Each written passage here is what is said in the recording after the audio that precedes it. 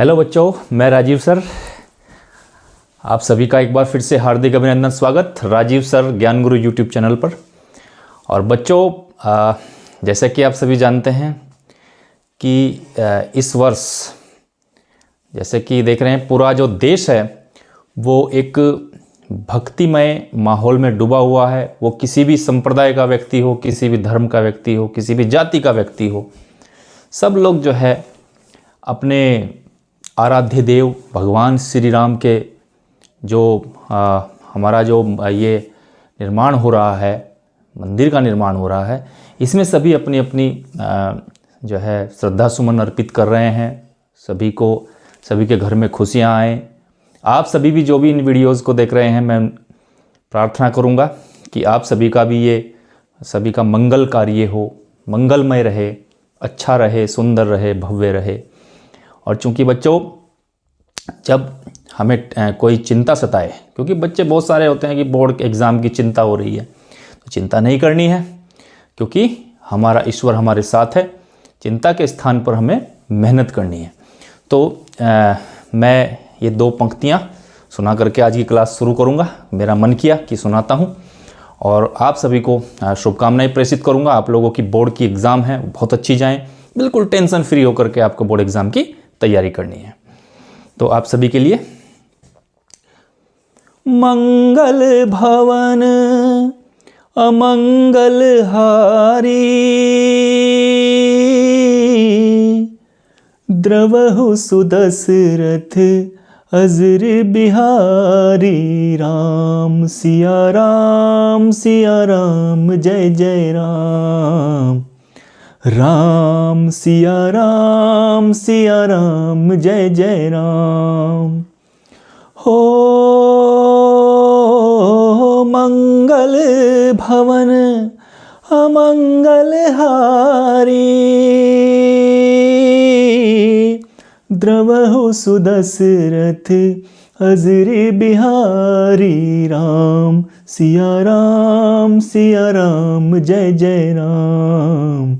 राम सिया राम जय जय राम। आप सभी को बहुत बहुत शुभकामनाएं। बोर्ड एग्ज़ाम में भगवान श्री राम आपको अच्छी बुद्धि प्रदान करे, अच्छी ताकत प्रदान करे, जिससे कि ये बोर्ड एग्ज़ाम बिल्कुल अच्छा जाए आपका। सभी को मेरी ओर से बहुत बहुत शुभकामनाएं। तो शुरू करता हूँ आज की क्लास। आज की क्लास है बच्चों, हम बात करेंगे क्लीमेंसन अपचयन पे। तो क्लीमेंसन अपचयन क्या होता है, इसके बारे में मैं आपको आज बताऊंगा। तो ध्यानपूर्वक देखें, बहुत छोटी क्लास होने वाली है, तो ध्यानपूर्वक देखें। वह अपचयन की क्रिया जिसमें एल्डिहाइड्स और कीटोन, एल्डिहाइड या कीटोन के कार्बोनिल समूह, कौन सा समूह? कार्बोनिल समूह। आपको पता होना चाहिए कि जो एल्डिहाइड्स होते हैं, कीटोन होते हैं या कार्बोक्सिलिक एसिड होते हैं, इनमें बच्चों एक समूह उपस्थित होता है, कॉमन समूह उपस्थित होता है, जिसको हम कार्बोनिल समूह कहते हैं। एल्डिहाइड्स में भी है, कीटोन में भी है और कार्बोक्सिलिक एसिड में भी है। तो जो इनका कार्बोनिल समूह, इसका अपचयन ये लिखा देखिए Zn और Hg, इसको जिंक अमलगम पढ़ते हैं, जिंक अमलगम। तो Hg आपको पता है, ये Hg है ना, मरकरी, और जिंक। तो जिंक अमलगम व सांद्र HCl, कॉन्सेंट्रेटेड HCl के द्वारा होता है, जिससे क्या प्राप्त होती है? एल्केन प्राप्त होती है। दोबारा से समझ लीजिए, वह अपचयन की क्रिया जिसमें एल्डिहाइड या कीटोन के कार्बोनिल समूह का अपचयन जिंक अमलगम व सांद्र HCl के द्वारा होता है, जिससे एल्केन प्राप्त होती है। तो इस प्रकार के अपचयन को हम क्लीमेंसन अपचयन यानी कि क्लीमेंसन रिडक्शन बोलते हैं। तो देखते हैं कि भाई कार्बोनिल समूह, तो कार्बोनिल समूह के बारे में आपको मैंने नहीं बताया, तो आप देख लीजिए कि भाई कार्बन की वैलेंसी 4 होती है। तो 4 वैलेंसी में से 2 वैलेंसी के साथ यहाँ पर कोई चीज़ जुड़ेगी और इसके साथ यहाँ पर एक ऑक्सीजन का परमाणु होता है। तो ऐसा समूह जो आपको नजर आता है, ये हमारा समूह कौन सा होता है? इस समूह को बोलते हैं कार्बोनिल समूह। कार्बोनिल समूह एल्डिहाइड्स में भी होता है, कीटोन में भी होता है और कार्बोक्सिलिक एसिड्स में भी होता है। तो यदि हम एल्डिहाइड या कीटोन, जिनमें दोनों में क्या पाया जाता है? आपका कार्बोनिल समूह उपस्थित होता है। यदि हम इसका अपचयन करवाएं बच्चों, किसकी उपस्थिति में करवाएं? जिंक अमलगम और कॉन्सेंट्रेटेड HCl की उपस्थिति में। तो देखिए ये हम लेते हैं यहाँ पर, ये C डबल बॉन्ड O, ठीक है, ये हमारा हुआ कार्बोनिल समूह, ये कार्बोनिल समूह, ये सिंगल बॉन्ड को हमने ऐसे लिख लिया, उससे कोई दिक्कत वाली बात नहीं है।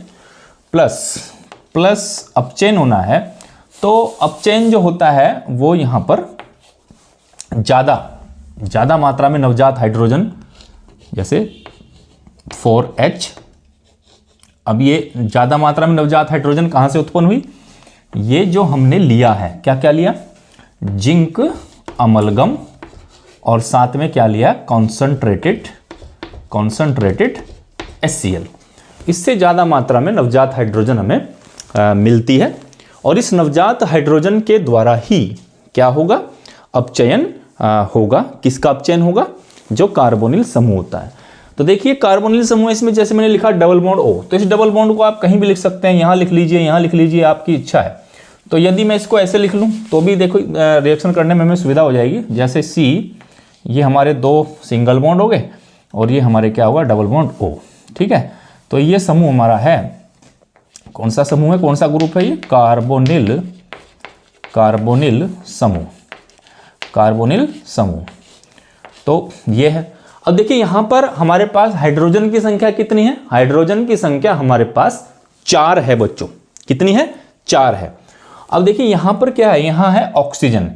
तो ऑक्सीजन जब यहाँ पर हमें दिखता है, तो ऑक्सीजन और हाइड्रोजन, अगर वहाँ हाइड्रोजन भी उपस्थित हो और वहाँ ऑक्सीजन भी उपस्थित हो, तो बिल्कुल हमारा माइंड जाता है कि वहाँ पर पानी का अणु, यानी कि जल का अणु वहाँ पर हमें प्राप्त हो सकता है। तो देखिए पानी के लिए हमें क्या चाहिए? 2 हाइड्रोजन चाहिए। तो 2 हाइड्रोजन यहाँ से आएंगी और इस जल के साथ वो संयोग करेंगी, तो क्या आई? 2 हाइड्रोजन आई, और ये ऑक्सीजन का एक परमाणु ये आया, तो क्या बना? H2O बना, जल निकल गया। अब जल निकलने के बाद देखिए, अब जल निकलने के बाद क्या हुआ बच्चों? यहाँ पर क्या हुआ? यहाँ से ऑक्सीजन इस हाइड्रोजन के 2 परमाणुओं के साथ चली गई और जल बनाया। अभी भी 4 हाइड्रोजन हमने लिए थे, 4 हाइड्रोजन में से कितना हाइड्रोजन शेष है? 2 हाइड्रोजन शेष है। तो जो 2 हाइड्रोजन शेष है, वो 2 हाइड्रोजन हम इस कार्बन की जो 2 वैलेंसी खाली हैं उनके साथ उसको ऐड कर लेते हैं। तो देखिए कैसे, ये कार्बन 1 वैलेंसी, 2 वैलेंसी अभी खाली है, तो 2 वैलेंसी को भरने के लिए बच्चों हम यहाँ पर क्या लगा सकते हैं बताइए? 2 हाइड्रोजन। तो इस प्रकार की का एक कंपाउंड जो है हमें प्राप्त हो जाता है। क्या? Single bond CH2। और ये जो कंपाउंड है, इसमें अगर यहाँ कोई समूह जुड़ेगा, यहाँ कोई समूह जुड़ेगा, तो ये निर्मित करेगा किसी एल्केन को। एल्केन किसको निर्मित करता है? एल्केन को निर्मित करता है। तो कार्बोनिल समूह में जब हम जिंक अमलगम और कॉन्सेंट्रेटेड HCl इसकी क्रिया कराते हैं, तो इसमें जो उत्पन्न होती है वो होती है नवजात हाइड्रोजन ज़्यादा मात्रा में, और वो क्या करती है? इसमें से 2 परमाणु इस ऑक्सीजन के साथ जल में कन्वर्ट हो जाएंगे, और जो 2 परमाणु हाइड्रोजन के बचते हैं वो कार्बन के साथ वहां पर जुड़ करके CH2 का निर्माण कर देते हैं। तो ये जो क्रिया आपके बोर्ड पे लिखी है, इसका नाम है क्लीमेंसन अपचयन। ज्यादा मात्रा में नवजात हाइड्रोजन उत्पन्न होती है। अब देखिए, यदि हम इसमें देखें, फर्स्ट किस में देखें? एल्डिहाइड्स में देखें। एल्डिहाइड्स में, तो एल्डिहाइड्स में कैसे होगी बच्चों? देखिए एल्डिहाइड्स में, एल्डिहाइड कैसे बनता है आपको पता होना चाहिए। ये क्या है? ये कार्बन, ये आपका ये हो गया, ठीक है, और ये डबल बॉन्ड क्या हो गया? O। तो एल्डिहाइड में क्या होता है?